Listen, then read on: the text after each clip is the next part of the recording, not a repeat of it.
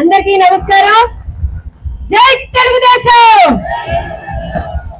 జై తెలుగుదేశం, జై జనసేన, జై బీజేపీ. ఇవాళ ఇక్కడ గుంటూరు పశ్చిమంలో గుంటూరు కారం మా మాధవి గారి దెబ్బకి సైబరాబాద్ మొక్క గారికి ఎక్కడెక్కడి నుంచో వెన్నులోంచి వణుకొచ్చిందిగా. అందుకే అప్పటి నుంచి మేము ఏదైతే పాదయాత్రలో ఉన్నామో ప్రతి చోట చెప్తా తమ్ముడు, అది కూడా చెప్తా, ప్రతి చోట భయపడి బెదిరిపోయి గజ వణికిపోయే సైబరాబాద్ మొక్క ఇవాటి రోజున ఎక్కడికక్కడ కరెంటు తీసేస్తుంది. అమ్మా నువ్వు నాన్ లోకల్ ఇక్కడ గుంటూరు కారం ఇక్కడ మండిపోతే మన అన్నారు కదా జగన్, మండదా అక్క, మండదా తమ్ముడు, మండదా చెల్లి, మండదా అక్క అన్నారు కదా. అయ్యా జగన్, అయ్యా సైబరాబాద్ మొక్కకి ఏదైతే టికెట్ ఇచ్చావో జగన్, ఇవాటి రోజున నీకు మండుతుందా లేదా? మా అక్క చెప్పింది ఇప్పుడే, ఈ దెబ్బకి మా మాధవి గారి దెబ్బకి సైబరాబాద్ మొక్క ఆకులన్నీ రాలిపోయి పాపం మోడైపోయిందిగా. ఇదే గుంటూరు పశ్చిమం సాక్షిగా చెప్తున్నావు, అదే సైబరాబాద్ మొక్కకి చెప్తున్నావు. చిలకలూరుపేట నుంచి పారిపోయి ఇక్కడికి వచ్చావు. గుంటూరు పశ్చిమం మాది, ఎప్పటి నుంచో తెలుగుదేశం పార్టీ అడ్డా ఇది. ఇప్పటి రోజున చెప్తున్నావు డిపాజిట్లు కూడా రావు. గుర్తుపెట్టుకోండి, మాధవి గారి దెబ్బకి డిపాజిట్లు కూడా గల్లంతైపోతాయి. మొన్ననే ఎవరి దగ్గర నుంచో పాపం 10 కోట్లు తీసుకుందిట.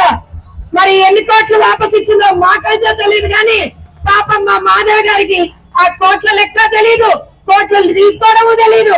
ఆమెకి తెలిసిందల్లా ఏంటయ్యానంటే మంచిగా ప్రజాసేవ చేయడం, ఓ ఆసుపత్రి పెట్టి నలుగురికి మంచి చేయడం, వైద్యం చేయించడం, విద్యను అందించడం, ఒక ఉన్నత విద్యావంతురాలిగా మాధవి గారికి తెలిసింది అదే. అందుకే చెప్తున్నాం, ఇక్కడికి వచ్చినటువంటి ప్రతి ఒక్క పసుపు సైనికుడికి, జన సైనికుడికి, భారతీయ జనతా పార్టీ సైనికులకి ఒక్కటే చెప్తున్నాం, ఇది కూటమి ఇక్కడ గెలవాల్సినటువంటి అవసరం ఉంది. ఎవరైతే దొంగ మాటలు చెప్పి అవినీతి కూపంలో కూరుకుపోయినటువంటి సైబరాబాద్ మొక్కలు కాదు ఇక్కడ కావాల్సింది, ప్రజలకి సేవ చేసేటువంటి మాధవి గారు లాంటి వ్యక్తులు. ఇంకో విషయం మళ్ళీ చెప్తాం, అప్పటి నుంచి మా తమ్ముడు చూపిస్తున్నాడు, 175 నియోజకవర్గాల్లో 25 పార్లమెంట్లలో ఏ ఒక్క చోట కూడా మనం పసుపు సైనికులమే అయితే, మనం జన సైనికులమే అయితే, మనం భారతీయ జనతా పార్టీ సైనికులమే అయితే ఏ ఒక్క చోట 175 నియోజకవర్గాల్లో 25 పార్లమెంట్లలో ఏ ఒక్క చోట జగన్మోహన్ రెడ్డి పార్టీకి డిపాజిట్లు కూడా రాకూడదు. అది గుంటూరు పశ్చిమం నుంచే స్టార్ట్ అవ్వాలి. మళ్ళీ చెప్తున్నా, అవినీతి కూపంలో కూరుకుపోయినటువంటి ఒక అభ్యర్థి, నాన్ లోకల్, అలాంటి అభ్యర్థి కావాలా? ప్రజా సేవే పరమార్థంగా ముందరికొచ్చేటువంటి మాధవి గారు లాంటి అభ్యర్థి కావాలా అనేటువంటిది ఒక్కసారి మనందరం కూడా గుర్తు చేసుకోవాల్సినటువంటి అవసరం ఉంది.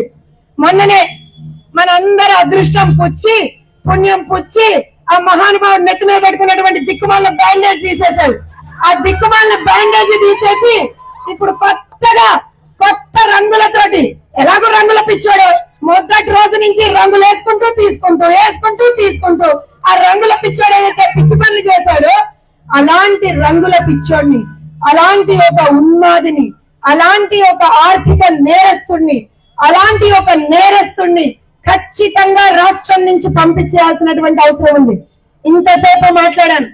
ఒక విషయం మాత్రం ఇక్కడ ఉన్నటువంటి యువత అందరికీ కూడా, తమ్ముడు చేయి పైకెత్తి జై తెలుగుదేశం అనడం కాదు, ఒక్కటే గుర్తు పెట్టుకోవాలి. మనం ఒక్కటే గుర్తు పెట్టుకోవాలి, ఎవరైతే మన అమ్మను అవమానించాడో, ఎవరైతే మహిళలను అవమానించాడో, ఎవడైతే మహిళలు కనిపించకుండా పోతున్నారంటే అయితే ఏంటి అని ఎక్కడికక్కడ మాట్లాడాడో అలాంటి వాళ్ళెవ్వరినీ కూడా చట్టసభలకి పంపించకుండా చూసుకోవాల్సినటువంటి బాధ్యత మనందరి మీద ఉంది.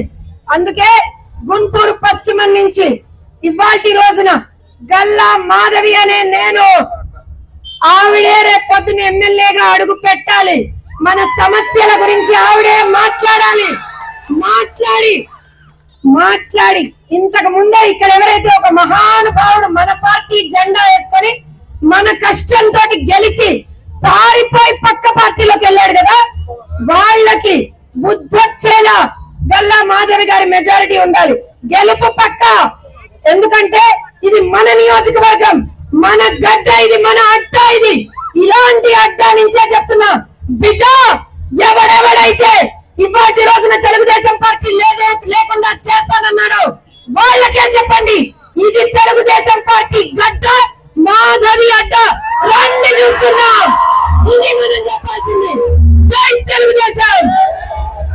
సరిపోదమ్మా, తాడేపల్లి ప్యాలెస్ లో ఉన్నటువంటి పిల్లి కొంచెం చెవుడు.